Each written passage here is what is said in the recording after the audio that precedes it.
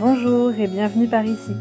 Je suis Sandy, coach de vie, passionnée par le monde de notre mental, de nos pensées, de nos émotions, mais aussi du bien-être en général. Je te propose ici des pistes, des conseils, des réflexions pour t'aider à mieux te comprendre, à mieux te connaître, à gagner en clarté dans ta vie et à atteindre tes objectifs. Si tu veux travailler avec moi, retrouve tous mes accompagnements sur mon site internet www.paroledecor.fr. À très vite et bonne écoute.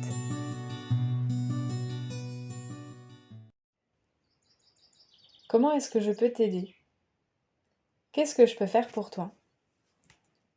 J'ai très envie de vous parler de ce sujet-là aujourd'hui parce que je trouve que c'est super intéressant et que ça peut changer positivement pas mal de choses dans nos rapports et dans nos relations et dans nos discussions avec les autres. Il y a une chose que je remarque beaucoup, c'est que quand quelqu'un se confie à nous, nous parle un petit peu de ses problèmes, de ses tracas, de ses déboires, etc. Et c'est quelque chose que j'ai fait par le passé, que je fais encore parfois aujourd'hui, sans m'en rendre compte ou en m'en rendant compte plus tard. C'est pas grave, c'est pas méchant, c'est pas une tare, c'est plutôt naturel et instinctif, simplement on n'a pas forcément appris à faire autrement. Mais voilà, quand quelqu'un se confie à nous, nous fait part de ce qui va pas, ou de ses problèmes, etc. On peut d'emblée, tout de suite, avoir envie d'enfourcher notre cheval blanc et d'arriver au galop comme ça, tel un sauveur avec une solution, avec des solutions, ou bien de donner notre avis, ou bien de juger et de critiquer les personnes ou les situations, les actes dont la personne qui nous parle nous parle. Et tout ça finalement sans être bien sûr que c'est ce dont la personne en face a besoin. Parfois, la personne en face de nous, elle a simplement besoin de parler. Elle a peut-être simplement besoin de parler, de vider son sac, de faire sortir ce qu'elle a dans la tête. Elle a peut-être simplement besoin d'être écoutée, de se sentir entendue, de se sentir écoutée, de se sentir considérée. Elle a peut-être aussi juste envie de se plaindre, et ça arrive, et c'est normal aussi, ça nous arrive à tous, nous sommes tous humains, une fois de plus. Ceux qui vous diront non, moi, mon ego, machin, j'ai réussi à le dompter, bullshit. Fuyez. Nous sommes tous humains et parfois on a besoin, on a envie, ça nous fait du bien de laisser notre mental et de laisser notre ego s'exprimer et se plaindre et puis faire un petit peu son petit drama queen.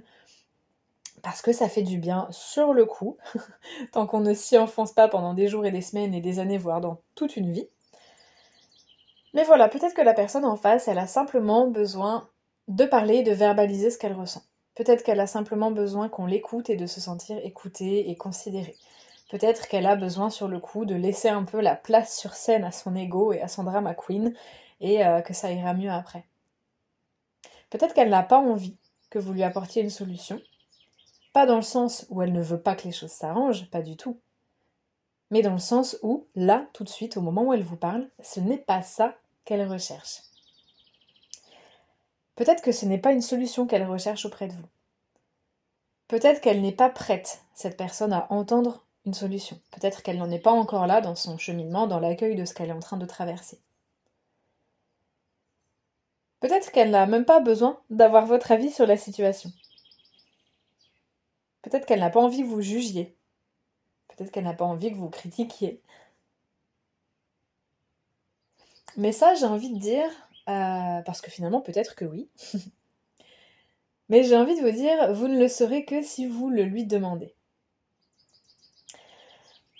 Vous avez déjà sûrement vécu une dispute de couple ou pendant une discussion, pardon, ou pendant la discussion, voilà, imaginons, c'est vous qui allez pas très fort et vous avez envie de vider un petit peu votre sac et du coup vous dites à votre conjointe, bon bah voilà, ça va pas, je me sens comme ci et nanana. Et tout de suite l'autre vous stoppe en vous disant bah oui mais tu pourrais faire ci, bah oui mais fais cela, bah oui mais à mon avis ceci, bah oui mais tu devrais faire comme ça. Je pense que ceci. Et vous, ça vous braque. Parce qu'en fait, c'est pas ça sur le coup que vous attendez. Non pas que ces conseils soient mauvais, c'est pas ça, ça n'a rien à voir. Il faut pas faire rentrer son ego là-dedans et se dire ok, elle me rejette quoi, elle rejette mes solutions, elle me rejette, je sers à rien, super. Non, ça c'est votre ego qui parle si vous pensez ça, c'est pas ça. Ça veut pas dire que vous servez à rien, que vos solutions sont nulles ou je sais pas quoi. Ça veut simplement dire que c'est peut-être pas ça que la personne en face de vous attend ou ça dont elle a besoin à l'instant T, à l'instant où elle vous parle. Et je pense que ça vous est arrivé à tous et à toutes, que finalement cette discussion vire en dispute. Parce que d'une discussion où vous aviez simplement besoin de vider un petit peu votre sac et de vous sentir écouté, eh bien ça va virer en incompréhension de part et d'autre, parce que l'autre va vouloir vous apporter une solution. Vous n'êtes pas prêt ou pas prête à entendre cette solution, c'est pas ça que vous recherchez à l'instant T. Du coup, l'autre va avoir l'impression que vous le rejetez parce que vous rejetez sa solution et que son ego va s'enflammer. Du coup, vous allez aussi rentrer dans la défensive et dire mais non, mais c'est pas ça, mais tu comprends, mais j'avais juste besoin de te parler et là t'es en train de m'envoyer bouler. Et en fait, d'une discussion où vous aviez simplement besoin de vous apaiser en parlant ou de vous sentir écouté, eh ben on va finir en dispute. Parce que l'autre en face n'a peut-être pas apporté la chose dont vous aviez envie ou dont vous aviez besoin sur le coup. Alors ça peut aussi arriver que vous ne sachiez pas ce dont vous avez envie ou besoin. Parfois quand ça va pas, quand on a la tête dedans, on sait pas trop. On sait pas si on a envie de pleurer, on sait pas si on a envie de casser un truc, on sait pas si on a envie de se plaindre, on sait pas si on a envie qu'on nous fasse un câlin, on sait pas si on a envie qu'on nous trouve une solution toute chaude sur un plateau. Parfois nous-mêmes on sait pas. Mais souvent si on sait pas, c'est parce qu'on n'a pas trop laissé la place au truc et qu'on n'a pas forcément fait la démarche d'aller apprendre à se connaître. Donc bon bah ça c'est tout un processus qui peut se faire très facilement en accompagnement, aller apprendre à se connaître, connaître ses besoins, connaître ses schémas de fonctionnement. Et c'est très très très enrichissant. Et ça vous permettra aussi du coup justement de poser les choses à la prochaine discussion avec quelqu'un. Quand vous avez besoin de vider votre sac, de vous sentir écouté, ou qu'on vous apporte une solution, etc. Ça vous permet aussi à vous clairement de poser les choses.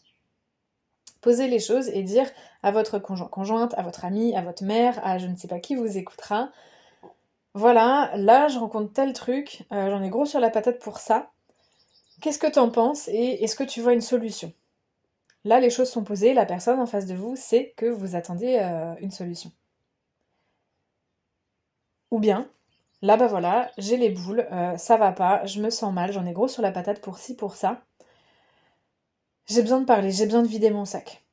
J'ai besoin de vider mon sac, j'ai besoin que tu m'écoutes.